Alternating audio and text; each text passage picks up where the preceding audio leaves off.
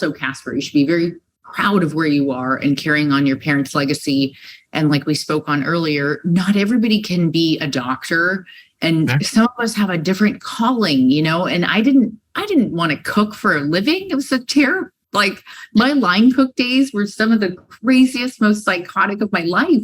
But I cried next to the fucking dumpster or in the fucking fridge, and people would find me in there and be like, "Are you okay?"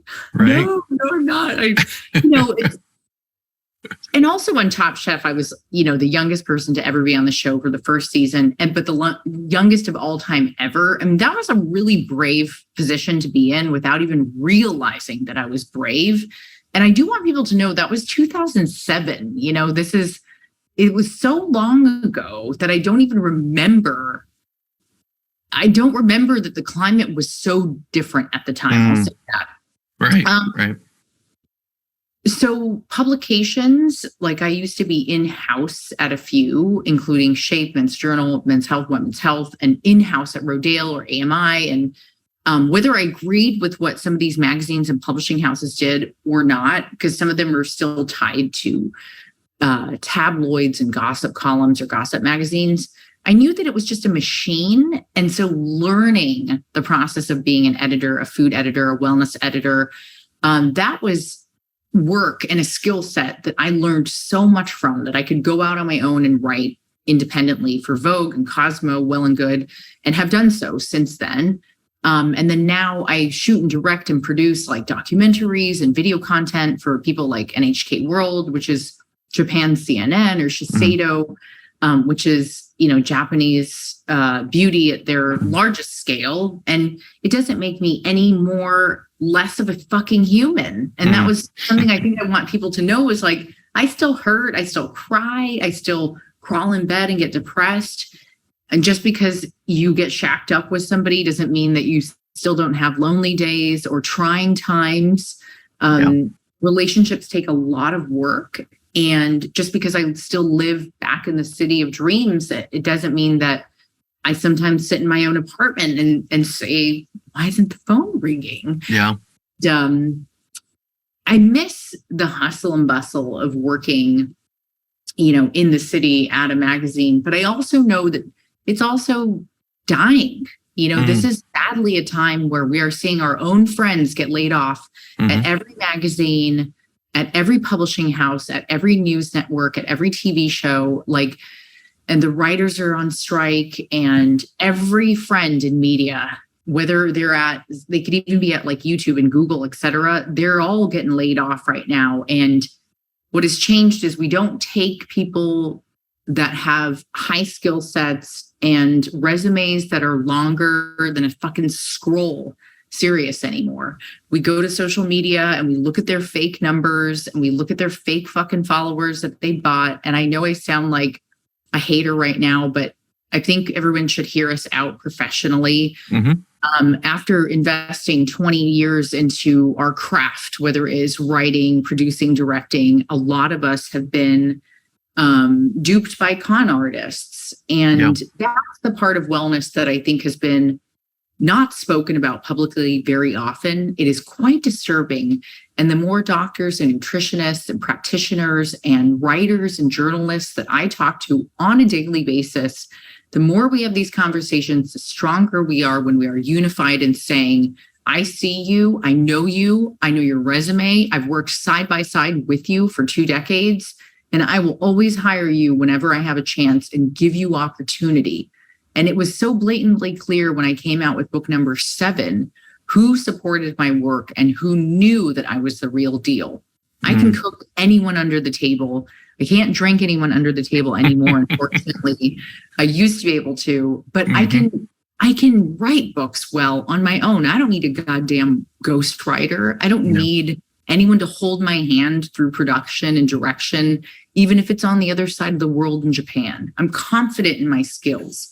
But as a woman at 40, I still don't have the opportunities that I always dreamed of getting, whether that is a TV show, a series, a regular. I mean, would it kill somebody to have me on as a regular writer or a an in-house author at a publishing house. It's so sad. So many of us get overlooked because we didn't buy fake followers and we didn't fall into the trap of trying to sell you on your vulnerabilities. People like you and I, Caspar, care about one thing, and that is being of service to other people. Yes. And unfortunately, you don't really get rewarded for being a good person in this world anymore. And that is the part of wellness and health I would like to change. Yeah, it's pervasive now, and I've seen it in medicine as well. When I look at the industry, even just alternative holistic medicine, integrative medicine, you see doctors that market themselves well and doctors that actually help patients. And it's very rare you could do both. Part of what I've always wanted to try and do is give doctors the environment and space to really focus on the patients and help them with all the other tools such as marketing, everything else, so they don't have to step away. But, I hate that when sometimes, my father has worked all of his life in his 70s now, and a new guy that's just been on some show because he got to 100,000 followers, and they go to him instead, and, he said something different about it. I was like, I've been doing this for a long time. And, he has the Polish thing where he's like, take it or leave it. Like, you don't have to come here. Totally. It doesn't even faze him. Oh, no. Me, it phases. I see that. I'm just like, really? And me. Yes. Yeah.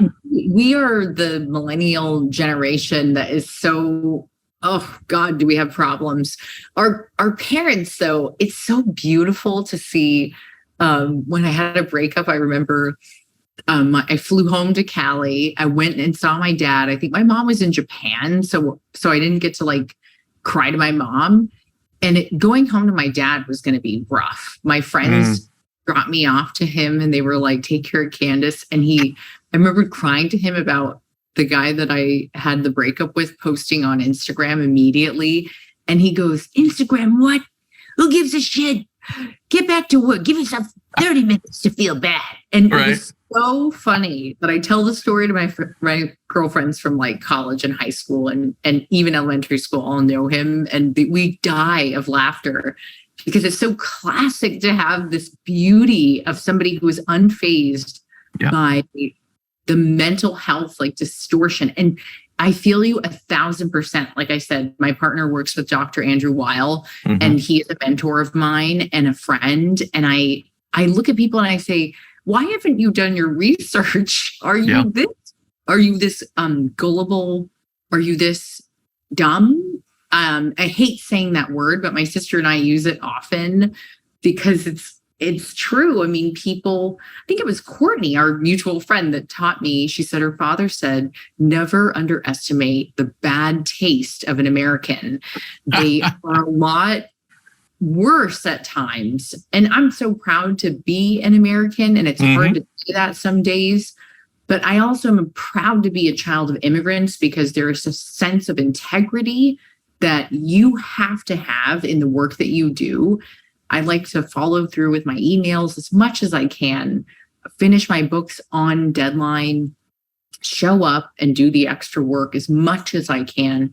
But I also do research on who I work with and who I choose to spend my time with.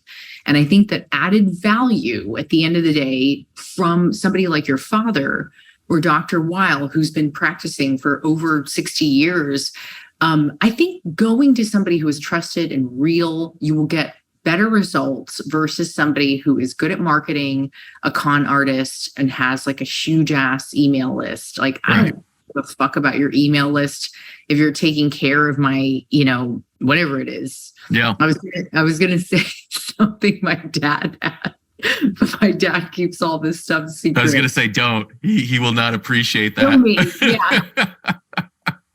But I care about experience, set, integrity, and why doesn't everybody else? And if you do, could you please help Caspar and I out and start hiring people that have elite resumes of just beauty and integrity and grace in the things that they do in this world? Not everything is about a snatched waist, fabulous, clothes and purses and elite vacations, or paying somebody $200 for a fucking seminar, webinar. Yeah. Life is about going through a walk in the forest or the woods or jumping in the ocean. And it's about being wild and free. And until people grasp that, I think that they will always try to go to the guru type of person and waste their time and money on a doctor that has been marketing themselves to be famous.